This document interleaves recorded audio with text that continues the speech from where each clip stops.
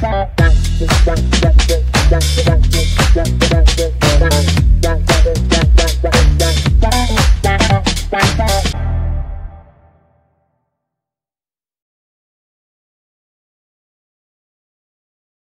לכם, היום אנחנו נכנסים לעומק של רעיון מאוד מעניין שעולה מכמה מקורות שהגיעו אלינו. כן, רעיון שמנסה לקשור בעצם את ההיסטוריה היהודית, את הנבואות, את הארכיאולוגיה. בדיוק. הטענה במקורות האלה היא שאולי כל האירועים האלה, המקומות הקדושים בארץ, הם לא סתם אוסף של מקרים. אלא אולי חלק ממשהו גדול יותר? מתוכנית? מתסריט אולי? נכון. אז קיבלנו תמלילים של שיחות שבוחנות בדיוק את הקשרים האלה.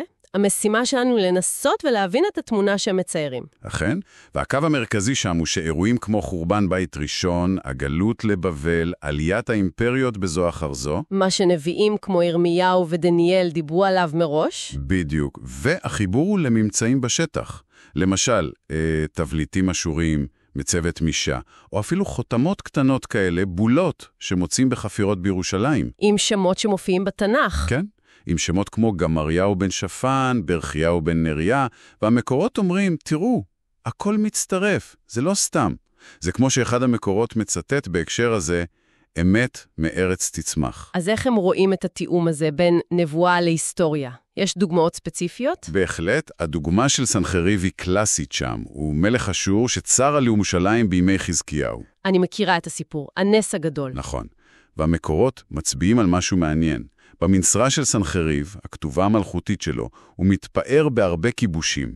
על ירושלים הוא כותב שהוא קלה את חזקיהו כמו ציפור בכלוב. אבל הוא לא כותב שהוא כבש את העיר. בדיוק. וזה, לפי המקורות, מתאים בול לסיפור המקראי על ההצלה הניסית. אז הנה לך אמת מארץ תצמח. הארכיאולוגיה מאשרת פרט קריטי. ומזכירים שם גם את הבולות האלה שמצאו.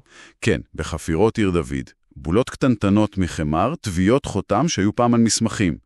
למצוא חותם עם השם ברכיהו בן נריה הסופר, שמוזכר בספר ירמיהו כסופר של הנביא. זה די מדהים לחשוב שדבר כזה שרד. בהחלט, המקורות רואים בזה חיזוק לדיוק ההיסטורי של התנ"ך, וכאילו עוד פיסה בפאזל של התוכנית הגדולה. והם קושרים גם את החורבן עצמו לנבואות. כן, גם חורבן בית ראשון שלפי ירמיהו הגיע בגלל חטאים מסוימים, עבודה זרה, גילוי עריות, שפיכות דמים, וגם חורבן בית שני על ידי רומא מוצג שם כחזוי מראש. אם כי עם דגשים אחרים בנבואות, כמו הפיזור הגדול יותר בעולם? נכון, מקצה הארץ ועד קצה הארץ. אוקיי, וזה מביא אותנו לאחד המקורות האחרים שמתמקד דווקא בהר הבית. אכן. ושם הגישה היא שהקדושה של הר הבית היא לא משהו שהתחיל רק עם שלמה או עם בית המקדש. אלא משהו הרבה יותר קדום. כן, המקור קושר את זה אחורה עד לבריאה ממש. אדם הראשון, קין והבל, נוח, עקדת יצחק, כולם, לפי התפיסה הזאת, קשורים איכשהו לאותו מקום פיזי.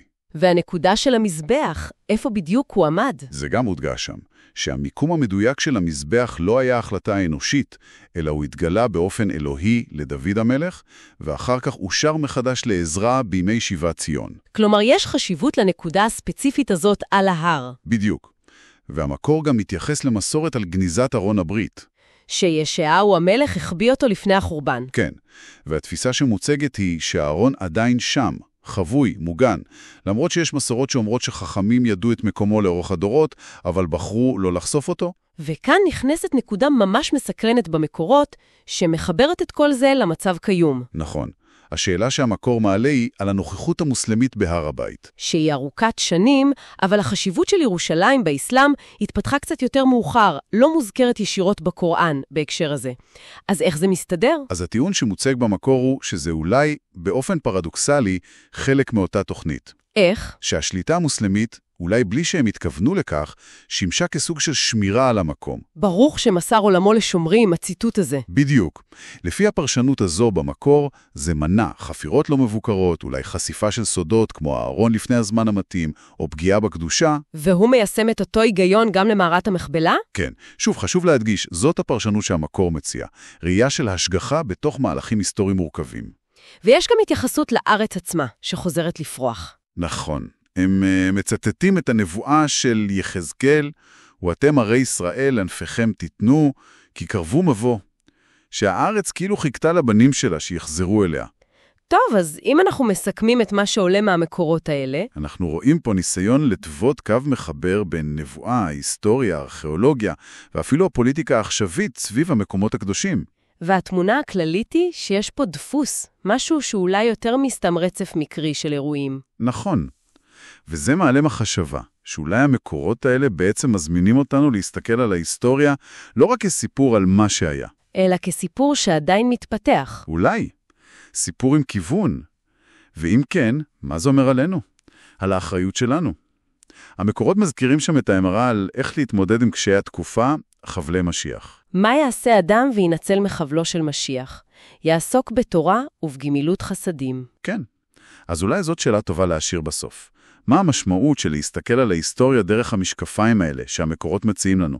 איך זה משפיע על איך שאנחנו מבינים את ההווה וחושבים על העתיד?